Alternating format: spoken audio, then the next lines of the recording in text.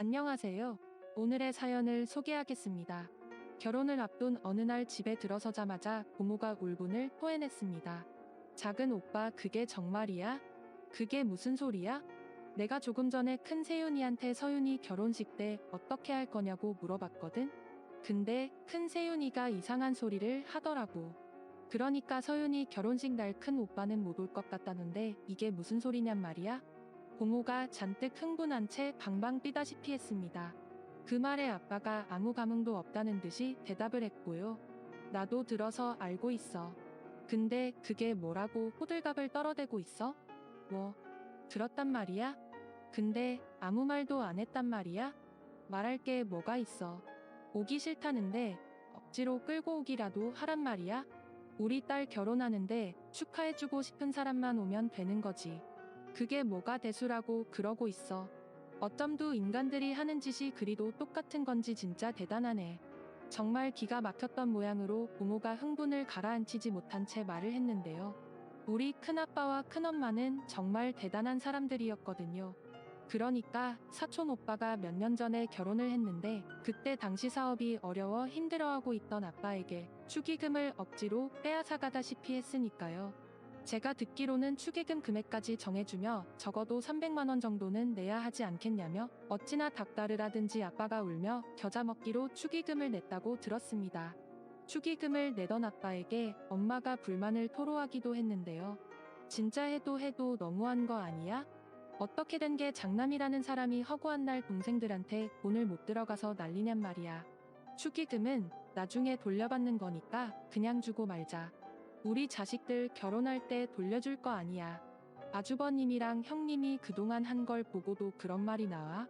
라며 엄마가 아빠를 노려보고 있었는데요. 그도 그럴 수밖에 없었던 것이 큰아빠 부부는 할머니 할아버지 살아생전에 두 분 재산을 모조리 가져갔음에도 나 몰라라 했거든요. 지병으로 할머니께서 먼저 돌아가시고 몇 년 뒤 할아버지께서 돌아가셨는데요. 두 분이 병원에 누워 계신 동안 병문 안으로 온 게 손에 꼽을 정도였습니다. 한마디로 순진한 할머니 할아버지를 살살 꼬드겨서 재산을 모조리 차지하고는 안면 몰수한 파렴치한 사람들이었습니다. 그 바람에 할아버지께서 분노한 채 소송을 한다 안다 난리도 아니었는데요. 할아버지가 소송을 한다고 하자 그제서야 할아버지가 입원한 병원에 큰아빠 부부가 얼굴을 들이밀었습니다. 하지만 할아버지를 걱정해서 온 게 아니었기에 두 사람이 건성으로 앉아 있었고 할아버지가 두 사람을 노려보며 경고 아닌 경고를 했습니다. 누구보다도 내가 잘 아는데 나 살 날이 얼마 남지 않았어. 그런데 내가 살아생전에 가장 잘못한 일이 니들한테 재산을 일찍 넘긴 거야. 시간만 되돌릴 수 있다면 니들한테 절대로 재산을 미리 주지 않았을 거다. 마지막 남은 지분 팔아서 내 병원비하고 장례비 할 테니까 꿈도 꾸지 마라. 그리고 내가 자식들한테 이런 말 하게 될 줄은 정말 몰랐는데 니들 그따위로 살면 내가 귀신이 돼서라도 니들 가만 안 놔둘 참이니까 그런 줄 알아. 아버지 없는 시간 짜내서 왔는데 그게 무슨 말씀이세요? 그러니까 우리한테 저주라도 내리겠다 그런 말인 거예요? 니들 말이야 인생 그렇게 살면 안 되는 거야. 네 엄마가 살아생전 그렇게 원통해했는데 그 생각만 하면 아직도 내가 잠이 안 와. 아버지 오랜만에 찾아온 자식한테 꼭 그렇게 말을 해야 속이 시원하세요? 이제 우리 얼굴 볼 생각도 하지 마세요. 라며 큰아버지 부부가 병실을 나섰는데요. 두 사람을 보며 할아버지가 홀로 중얼거렸습니다. 되먹지 못한 것들 내가 죽어서라도 꼭 벌을 받게 할 참이야. 할아버지의 모습은 많이 쇠약해져 있었지만 눈빛만큼은 무서울 정도로 매서워 보였습니다. 그렇게 얼마 뒤 할아버지마저도 세상을 떠나셨습니다. 장례식장이 마련되었다는 말에 큰아빠 부부가 다시 나타났는데요. 그래도 그날만큼은 상주가 되어서 빈소를 지키는 모습이었기에 엄마가 조용히 말을 하기도 했어요. 그래도 장남이라고 빈소는 지키네요. 아버님께서 가시는 길이라도 편히 가셔야 하는데 그나마 막장은 아니라서 다행이네요. 난 저 두 사람 절대 안 믿어요. 그러니까 작은 언니도 절대 경계를 놓치지 마세요. 설마 아버님 장례식장에서 이상한 짓을 하려고요? 작은 언니, 옛말에도 그런 말이 있잖아요. 설마가 사람 변한단 말이에요. 생각해보세요. 아버지가 오죽했으면 저 세상 가서도 벌을 주겠다는 말까지 했겠어요. 난 저 인간들 절대 안 믿어요. 장례식 내내 고모가 잔뜩 나를 세운 채로 큰아빠 부부의 일거수일투족을 감시하고 있었는데요. 아니나 다를까 한 반나절가량 빈소를 지키던 큰아빠와 큰엄마가 가족들에게 말을 했습니다. 내가 보니 죄다 둘째네 손님인 것 같으니까 우리는 방에 들어가서 쉬고 있을 테니까 뭔 일 있으면 불러라. 아무리 그래도 장남의 자리를 지켜야지 뭐 하는 거야. 큰아빠 말이 끝나자마자 고모가 한 소리를 했는데요. 큰아빠가 고모를 무섭게 노려보면서 대꾸했어요. 넌 대가리가 안 돌아가면 가만히나 있어. 가족들이 죄다 빈소 지킨다고 돌아가신 아버지가 살아 돌아오는 것도 아닌데 뭐 한다고 인력을 낭비하고 있어. 그리고 평소에는 장남 대접도 안 해놓고는 꼭 이럴 때만 장남을 찾고 있어. 아무튼 우린 들어가서 자고 있을 테니까 급하면 깨워. 가족 모두가 두 사람을 노려보다시피 했지만 아랑곳하지 않고 두 사람이 방으로 들어가는 모습이었습니다. 그렇게 장례식장 한켠에 마련된 방에 들어간 두 사람은 몇 시간 동안이나 방에서 잠을 잤는데요. 잠시 후 방 안에서 큰엄마가 소리를 질러대는 바람에 가족들이 급히 방 안으로 뛰어들어갔습니다. 그런데 들어가서 가만히 보니 그 와중에 큰엄마가 잠꼬대를 하고 있는 게 아니겠어요.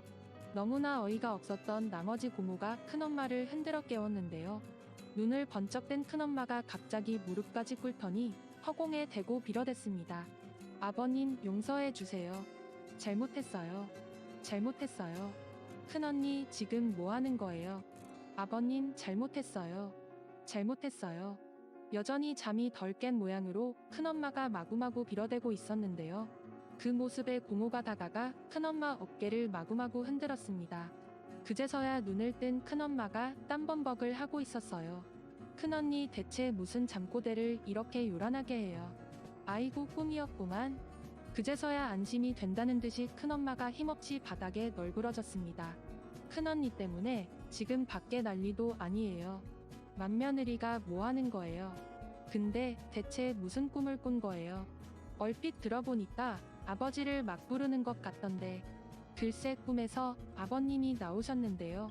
식사를 하시다가 나를 보자마자 갑자기 숟가락을 집어던지고 막 뛰어오지 뭐예요. 근데 얼굴이 어찌나 무섭던지 아휴, 지금도 오금이 저리네요. 우리 아버지가 얼마나 원등했으면 그랬겠어요. 세상에 돌아가시기 전에 했던 말이 진짜였나 보네. 그게 무슨 말이에요? 돌아가시기 전에 했던 말이라니요. 아버지가 그러셨잖아요. 귀신이 돼서라도 언니랑 오빠 가만 안 두겠다고. 진짜 그럴 줄 누가 알았겠어요. 고모, 지금 나랑 장난하자는 거예요. 순간 큰엄마가 기겁을 안 채 버럭하고 있었는데요. 고모가 그런 큰엄마를 나무랐습니다. 큰언니나 조용히 좀 하세요. 장례식장에서 시끄럽게 뭐 하는 짓이에요. 근데 큰오빠는 이 와중에도 꿀잠을 자고 참 대단하네요. 라며 고모가 큰아빠를 보며 고개를 절레절레 흔들고 있었는데요. 그 와중에도 큰아빠가 대자로 누워서 코까지 골면서 잠을 자고 있었거든요. 그 뒤에도 큰엄마의 표정이 내내 좋지가 않았습니다. 할아버지의 영정사진을 똑바로 마주하지 못한 채 피하기 바빠 보였으니까요. 하지만 큰엄마와 큰아빠는 끝까지 장례식장을 지키긴 했습니다. 그 모습에 고모가 찝찝하다는 표정으로 물었어요. 작은 언니, 아무리 생각해봐도 저 두 사람 이상하지 않아요? 뭐가 이상하다는 말이에요? 그렇잖아요. 큰언니는 아버지 영정사진도 똑바로 못 쳐다보고 있고 큰오빠는 내내 쪽방에서 잠이나 자면서도 장례식장을 떠나진 않잖아요. 그래도 장남인데 그 정도는 하는 거겠죠. 장남이요? 그동안 한 짓을 생각해봐요. 장남은 뭔 놈의 장남이에요. 오죽했으면 아버지가 아들 부부한테 악담을 하고 가셨을까요? 그런 고모 생각에는 뭐가 이상하다는 건데요. 그러니까 우리가 생각 못하고 있는 뭔가 다른 이유가 있을 거다, 그 말인 거죠. 글쎄요. 아직까지는 잘 모르겠는데 그럼 무슨 생각인 걸까요? 엄마와 고모가 큰엄마를 눈으로 쫓으며 심각하게 대화를 하고 있었습니다. 하지만 가족들 모두 장례식장에 오신 조문객으로 인해 분주했기에 더 이상 깊게 생각할 시간이 없었어요. 그런데 장례식이 끝나고 나서야 큰아빠 부부가 장례식장에 남았던 이유를 알게 되었습니다. 이런 창피한 일을 제 입으로 떠들고 다니기가 많이 씁쓸하기만 한데요. 그러니까 두 사람은 장례식 부의금에 욕심을 내고 있었던 거였어요. 발인을 하고 숨을 돌릴 틈도 주지 않고 큰아빠가 가족들을 다그쳤거든요. 시간 없으니까 부의금 얼마 들어왔는지 확인 좀 해봐라. 부의금이라니? 다들 알면서 그걸 왜 물어? 장례식 부의금 들어왔을 거 아니야. 그거 나눠 가져야 할 거 아니야. 아니지. 니들도 잘 알다시피 원래 장남 지분이 많은 거니까 우리가 70% 가지고 가고 30%는 니들이 나눠 가지면 공평할 것 같다. 뭐? 어떻게 이 상황에 그런 말을 할 수가 있어? 큰오빠 진짜 너무한 거 아니야? 그리고 누가 봐도 작은오빠 지인들이 훨씬 많이 왔는데 큰오빠가 70%를 가지고 간다는 게 말이나 되는 소리야? 맞아요. 이번에는 저도 고모 말이 맞다고 생각해요. 아주버니랑 형님 손님은 몇 명 되지도 않았는데 그렇게 말씀하시면 안 되는 거죠. 거기다 그동안 병원비도 고모랑 우리가 다 냈는데 그렇게는 못하겠네요. 그동안은 꾹꾹 눌러 참기만 했던 엄마도 그날만큼은 목소리를 높이고 있었습니다. 그 바람에 큰아빠 부부의 얼굴이 말이 아니었는데요. 뭐 씹은 듯한 그런 표정이었다고 해야 할까요? 결국 팽팽한 기싸움이 계속되었고 내내 침묵을 유지하고 있던 아빠가 조용히 입을 열었습니다. 다들 불만이 많은 것 같으니까 이번에는 가족들 의견을 따라줘야 할 것 같습니다. 공평하게 각자에게 들어온 액수만큼 가져가는 걸로 하죠. 당연하지. 작은 오빠 말대로 해. 라며 고모가 큰아빠 부부를 노려보고 있었는데요. 부의금을 확인해보자 역시나 큰아빠 부부 앞으로 들어온 건 얼마 되지도 않았습니다. 결국 큰아빠가 집안이 떠내려가라 소리를 질러댔어요. 얼마 되지도 않는 돈을 가지고 대체 뭐 하자는 거야. 형이야말로 얼마 되지도 않는 돈을 가지고 대체 왜 이러는 거요. 딱 봐도 형님 손님은 몇 명 되지도 않는구만. 조용히 하고 그만 가시죠. 혹시 알아요? 형수님 꿈에 또 아버지가 나와서 호풍이라도 튀실지. 그 꼴 당하고 싶지 않으면 조용히 하고 그만 가봐요. 아빠의 말에 큰아빠가 약간은 주춤하는 모습이었는데요. 꿈에서 할아버지를 만났던 큰엄마도 겁에 질린 듯 큰아빠를 말렸어요. 여보, 우리 그냥 가자. 두 번 다시 그런 악몽은 꾸고 싶지 않단 말이야. 결국 두 사람이 씩씩거리며 집을 나섰는데요. 그래, 잘 먹고 잘 살아라. 앞으로 우리한테 연락하기만 해봐. 집을 나서던 큰아빠가 마지막으로 발악하듯 소리쳤습니다. 하지만 우리 모두는 들은 척도 하지 않았어요. 잠시 후 아빠가 부의금 중 상당한 금액을 고모에게 내밀었습니다.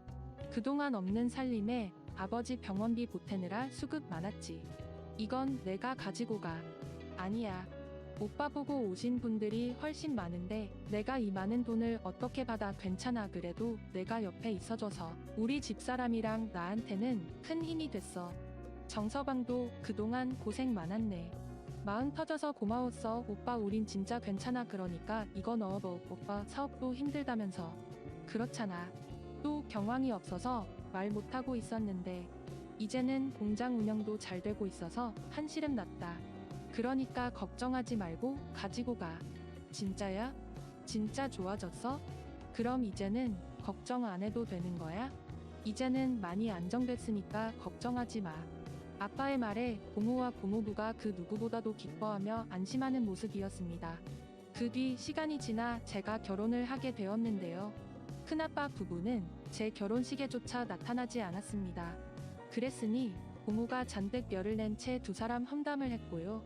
사실 큰아빠 아들인 사촌 오빠가 결혼할 데 없는 살림에도 아빠가 꽤 큰 금액을 축의금으로 냈었으니까요.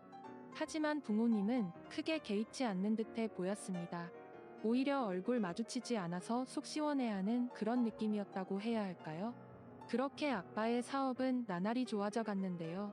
경제적으로 좋아지자 부모님은 고모네를 더욱 챙기기 시작했어요. 사촌 동생들이 결혼을 할 때마다 축의금으로 꽤 큰 돈을 내기도 했으니까요. 한마디로 아빠의 사업으로 인해 우리 집뿐만 아니라 고모네 집도 풍족해져 갔습니다. 평소 마음씨 착하던 고모와 고모부를 부모님이 잊지 않고 잘 챙겼으니까요. 그러던 중 할아버지 제사를 며칠 앞둔 어느 날 큰아빠가 고모에게 연락을 했다네요. 고모가 부모님 집에 찾아와서 기가 막힌 말을 했으니까요. 작은 오빠, 작은 언니, 어제 큰 오빠한테 연락이 온 거 있죠? 갑자기 아주버님한테요. 내내 연락 끊고 살던 사람들이 웬일이래요. 글쎄 나보고 그동안 제사 지냈냐고 묻더니만 아버지 제사가 언제냐고 묻더라고요. 그걸 물어보는데 어찌나 기가 막히던지 뭐라 말이 안 나오더라니까요. 생각해봐요. 맨날 장남장남하면서 뜯어간 게 대체 얼마예요? 그러면서 정작 부모님 제사도 나 몰라라 하고 난 살다 저렇게 양심 없는 사람들은 진짜 처음이라니까요. 근데 고모한테 전화해서 아버님 제사는 왜 물어본 거예요? 이번 아버지 제사 때 참석하고 싶다고 하더라고요. 제사 때요? 굳이 안 와도 되는데. 엄마가 달갑지 않다는 표정으로 미간을 잔뜩 찌푸렸다고 합니다. 그런데 그날 생각지도 못한 말을 듣게 될 줄 누가 알았겠습니까? 시간이 지나 할아버지 제삿날이 되었고 다 같이 음식을 준비하고 있었어요.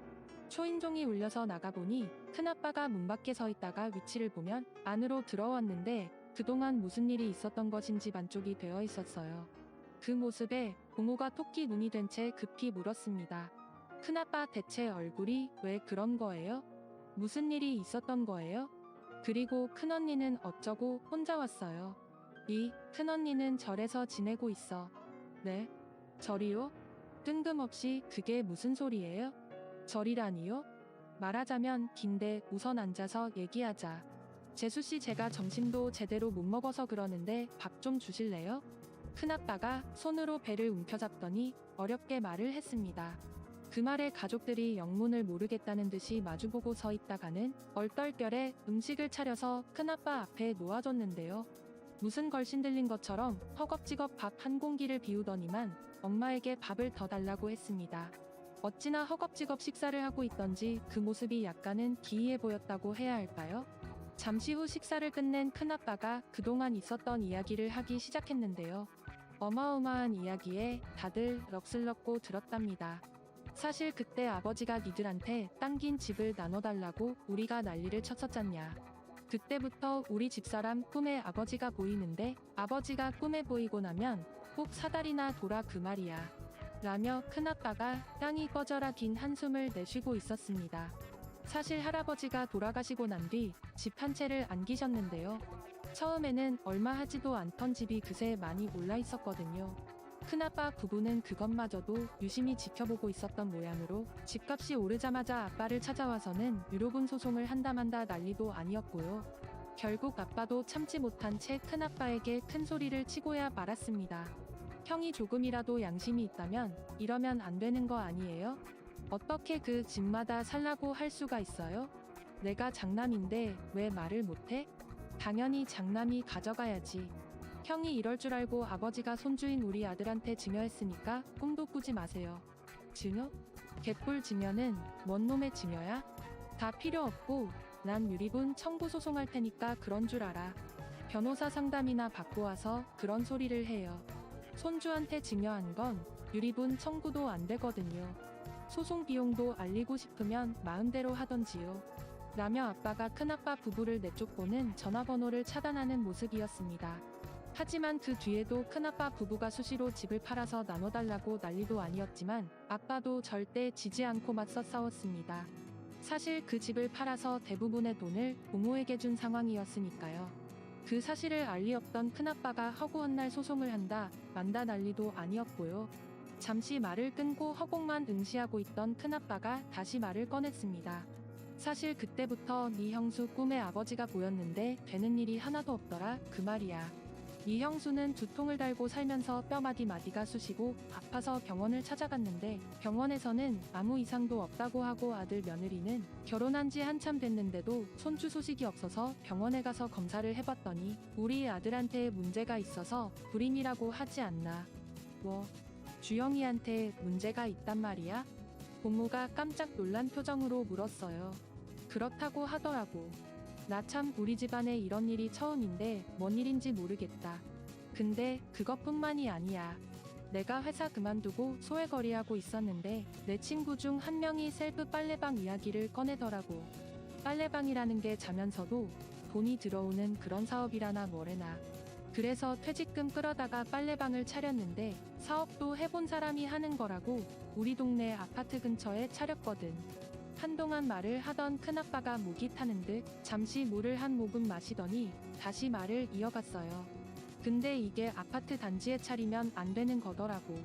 알고 보니 작은 빌라나 자취하는 학생들이 많은 그런 곳에 차려야 하는 건데, 아파트에 사는 사람들은 다들 자기 집에서 세탁기며 건조기까지 사용하고 있으니 내내 장사도 잘 안 되고 적자의 빚이 눈덩이처럼 불어났는데, 그나마도 전기합선으로 불이 나서 쫄딱 망해서 지금은 신용불량자까지 됐지 뭐냐. 신용불량자? 어떻게 그런 일이 있을 수가 있어? 내 말이 그 말이야. 근데 이 모든 게 아버지가 꿈에만 나면 일어나더라 그 말이야. 그래서 집사람이 절에 들어가서 빌기도 하고 난리도 아니었는데, 그래서 절에 가면 몸이 덜 아프고 마음이 좀 편하다고 하면서 얼마 전부터 절에서 살겠다고 출가까지 했어. 큰언니가 출가를 했다고? 그럼 어째 온몸이 아파서 살 수가 없다고 하는데, 병원에서나 원인을 알 수가 없다고 하니 도망치듯 절로 들어갔어. 집사람 말로는 절에 가 있는 동안에는 아버지가 꿈에 안 나온다고 하더라고. 근데 그게 끝이 아니라 집안이 일이 되니까 아들 부부도 이혼하고 지금 완전 풍비박산이 났다. 나는 근근히 일용직으로 일하면서 먹고 살고 있고 말이야. 그래서 아버지 제사에 와서 빌어볼까 하고 온 거야. 다 내 잘못이다. 라며 큰아빠가 눈물까지 떨구고 있었는데요. 그동안 마음고생이 심했던 모양으로 한동안 눈물만 흘리고 있었습니다. 그나마 다행이었던 것은 큰아빠는 더 이상 돈을 달라는 말을 꺼내지도 않았어요. 다만 제사 음식 남은 것을 비닐봉투에 정성스레 담아준 엄마에게 허리 숙여 고맙다는 인사를 하고는 급히 집을 나섰답니다. 그 모습에 가족들 모두가 혀까지 차고 말았는데요. 큰아빠가 가고 난 뒤 모두 모여 앉아서 심각한 표정으로 대화를 했거든요. 진짜로 아버지가 벌을 주시는 건가? 그러게요. 조금 이상하긴 하네요. 그렇지 않고서야 하루아침에 절이 될 수가 없는 거잖아요. 그러게 진작에 착하게 살았으면 좀 좋아. 작은 오빠랑 작은 언니는 착하게 사니까 사업도 승승장구하고 좀 좋아. 제가 볼 때는 벌 받은 게 확실해 보여요. 엄마와 고모가 기가 막히다는 표정으로 한동안 대화를 나누고 있었습니다.